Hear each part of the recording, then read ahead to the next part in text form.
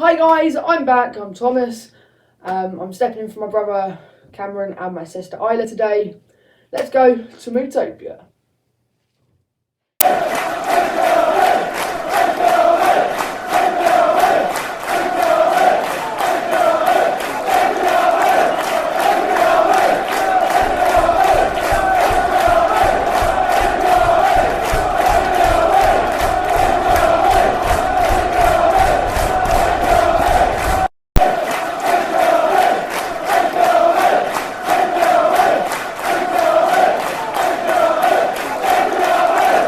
Welcome to this episode of Preview/Review. We're going to be looking forward to our game against the South Coast Giants, Portsmouth, and looking back at the games against Burton Albion in the Peter Cup and Cheltenham in the league.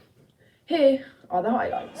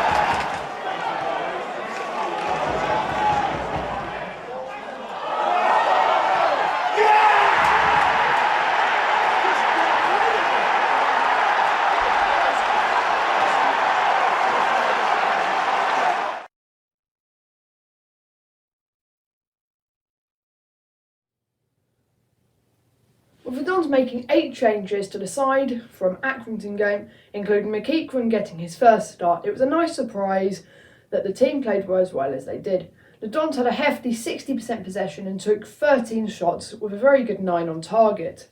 There was a heart attack moment when Darling let a pass by Boateng go past him. Walker had already moved to receive a pass from Darling, who thankfully got it before the ball crossed the line.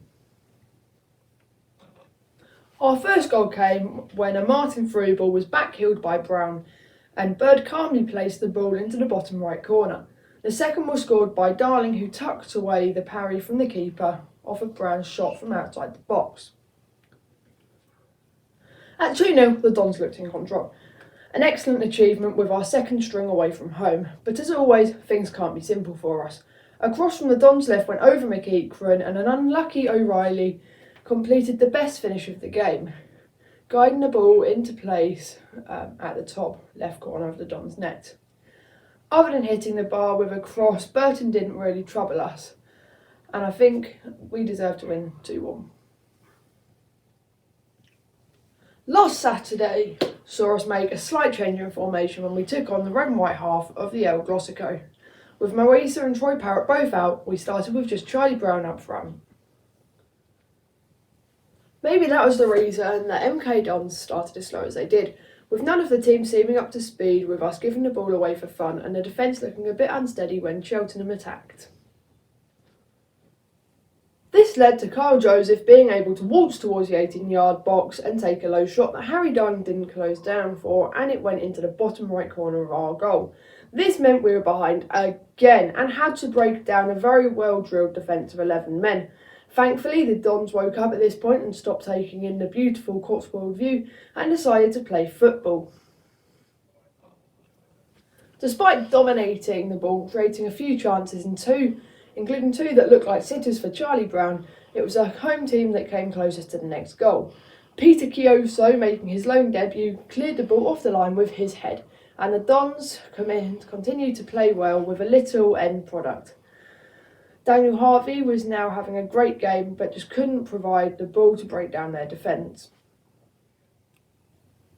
The Dons had to do something to change what was happening, with us expecting to see a midfielder come off and us revert to two up front as normal, with Jay Bird coming on after scoring in midweek. But instead, we saw McEachran come off for Boateng and Martin come on for Charlie Brown. Amazingly, we did look like scoring, with Boateng missing a couple of good chances, including a shot that seemed intended to kick a hole through the roof of the away stand. Martin, however, appeared a bit lightweight to lead the line and had to start drifting wide to make an impact. We then made our last change and took off Chioso, who had probably been the man of the match for the Dons so far, and then we brought on Watson. We then made our last change and took off Chioso, who had probably been the man of the match for the Dons so far, and then we brought on Watson. With 3 minutes left, Harvey made another run down the left wing, but this time he crossed into the 6-yard box and the penalty spot, despite the defender getting a touch into the ball, came through to Boateng, whose shot was hard and high into the roof of the net. We couldn't win. Could we? Sadly, we couldn't. Despite the amount of game management by Cheltenham, the ref somehow only gave 3 minutes of added time. That just wasn't enough time to find a winner, and certainly wasn't enough time given how much time had been lost to slow goal kicks and throw-ins. But since we've been doing the same recently, we can't complain. So summing up, Cheltenham were very well organised and structured once they scored, and we struggled a lot to get a goal, but usually you associate this with direct football, which wasn't the case. When they attacked, they played well and created some good opportunities. Portsmouth arrive at the Moo camp having only lost 1 in 5, winning their last 3 games and keeping a clean sheet in the last 4 league games, except for the Pizza Cup, where they let in 5 against AFC Wimbledon. They are like us as a possession-based side, with an average of about 55% possession. They are pretty clinical with their shots, scoring about 1 in 4 shots on target. And like us, their goals have been spread out across a few players, but we have outscored them 11-4 in the league season so far. But of course, they have only conceded 1 goal in the league. We've never drawn with Portsmouth, so there should be goals, and their game should see the return of former Dons favourite Sean Williams, along with Downing and Thompson. Portsmouth had sold around 1,800 tickets at the point when I was writing this, and I think they'll be disappointed if they bring less than 3,000 to the game, and they normally bring a great atmosphere to our games. Given how good they are, definitely it is vital that we don't let them score first, as if they do, I think we won't be able to get back into the game. Also, I'm expecting a few yellow cards and hard challenges, which appear to be a Cowley calling card. prediction time now, and I'm going to go for a 2-0 win, with Hiram Boateng scoring quite late on in the game. So that wraps up another Mootopia MMIV. Remember to like, subscribe and share. Thanks for watching us, and join us next time, and always, come on you Don!